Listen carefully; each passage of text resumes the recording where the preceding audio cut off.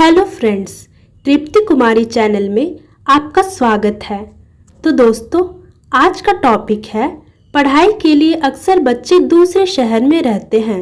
दूरी, खान पान और अकेलेपन का दबाव अभिभावकों की जेब और बच्चे के मन पर असर कर सकता है। अधिकांश बच्चे अपनी पढ़ाई पूरी करने के लिए घर से दूर जाते हैं। इसलिए अब माता पिता अपने बच्चों की करियर की योजना तभी से बनानी शुरू कर देते हैं जब वे उन्हें स्कूल में दाखिला दिलाते हैं। उनकी शिक्षा की खर्च की योजना बनाते समय माता पिता उनकी फीस, छात्रावास के खर्च और किताब आदि का व्यय का हिसाब लगाते हैं ताकि वे अच्छी तरह से पढ़ाई पर ध्यान दे सके। लेकिन इसके अलावा भी उनके खर्च होते हैं जिन्हें वे अपने बजट में शामिल नहीं करते। बच्चे की अपनी ज़रूरतें भी होती हैं जो उसे घर से दूर रहकर पता चलती है। जब उन ज़रूरतों के लिए पैसे नहीं होते तो बच्चे तनाव में चले जाते हैं और पढ़ाई पर ध्यान नहीं दे पाते। व्यय जो ज़रूरत है, एक सामान्य गलती जो अभिभावक करते हैं कि वे शिक्षा की योजना बनाते समय अन्य खर्चों को बजट में नहीं रखते। ये वो व्यय हैं जो तय नहीं हैं। उदाहरण के लिए, अगर उसे दोस्तों के साथ पास में कहीं घूमने जाना है, चिप्स या बिस्किट खाना है, कुछ खरीदना है या वे बीमार पड़ जाए तो खर्च करने के लिए उसके पास पैसे होने चाहिए।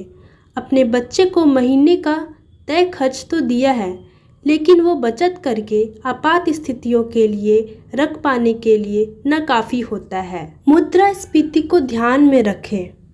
रुपए का मूल्य कभी भी स्थिर नहीं रहता है और मुद्रास्फीति प्रभाव के कारण इसमें परिवर्तन होता रहता है। आपको भविष्य की आवश्यकता की गणना करते समय मुद्रास्फीति को जोड़कर अपने पैसे के भविष्य के मूल्य पर विचार करना चाहिए। पहले अपने सामर्थ्य को जान लें। भविष्य की शिक्षा के लिए योजना बनाते समय माता पिता पहले अपने सामर्थ्य की जांच कर लें। यदि शिक्षा ऋण लेकर बच्चों की शिक्षा का वित्त पोषण करने की योजना बनाते हैं तो उन्हें यह विचार करना चाहिए कि जब तक उनका बच्चा कमाना शुरू नहीं कर देगा तब तक उन्हें ऋण पर कम से कम ब्याज का खर्च तो वहन करना ही होगा। इसलिए उन्हें अपने सामर्थ्य के अनुसार शैक्षणिक संस्थान ही चुनना चाहिए। बचत योजनाओं पर ध्यान दें। माता पिता फीस, हॉस्टल जैसे बड़े खर्चों की योजना बनाते हैं और इन प्रमुख खर्चों के लिए शिक्षा ऋण भी लिया जा सकता है, लेकिन उन्हें अन्य खर्चों के लिए एक अच्छा कोष जमा करना चाहिए जिसके लिए मासिक आधार पर कुछ छोटी बचत शुरू करने की योजना बना सकते हैं। एक अच्छा कोष इकट्ठा करने का सबसे अच्छा तरीका है SIP, जो आपको लंबी अवधि में अच्छा रिटर्न दे सकेगी। चूँकि आप लंबी अवधि के लिए योजना बना रहे हैं और बचत कर रहे हैं तो आपको इक्विटी या हाइब्रिड फंड में निवेश करना चाहिए। मानसिक स्वास्थ्य पर असर पड़ता है। बड़े शहरों के प्रतिष्ठित स्कूल और कॉलेज में पढ़ने का सपना पूरा करने के लिए योग्यता चाहिए, लेकिन साथ ही यह भी सोचना जरूरी है कि बच्चे ने अब तक पैसों की कमी या बचत करके चलने की स्थिति देखी है या नहीं। जब बच्चे घर से दूर जाकर अकेले रहते हैं और धन की कमी होती है तो उन्हें समझ नहीं आता कि कैसे इन ज़रूरतों को पूरा कर सकेंगे। वे जानते हैं कि उन्हें जो रकम मिली है, रहने खाने का खर्च उसी में है। वही छोटी छोटी चीज़ों के लिए अलग से बजट नहीं है, इसलिए उसी रकम में अपनी ज़रूरतें भी पूरी करनी है। बढ़ती कीमतों और अप्रत्याशित खर्चों के बीच छात्रों का मानसिक तनाव भी बढ़ता ही है। अभाव से बढ़ता है तनाव।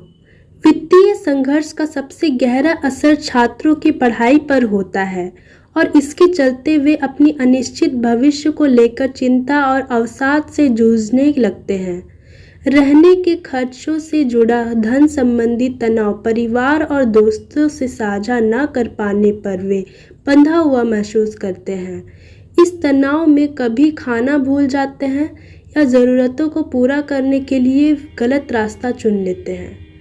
मन में नकारात्मक ख्याल आते हैं। ऐसे में पढ़ाई पर ध्यान दे पाना तो क्या, बच्चे खुद को कम आंकने लगते हैं।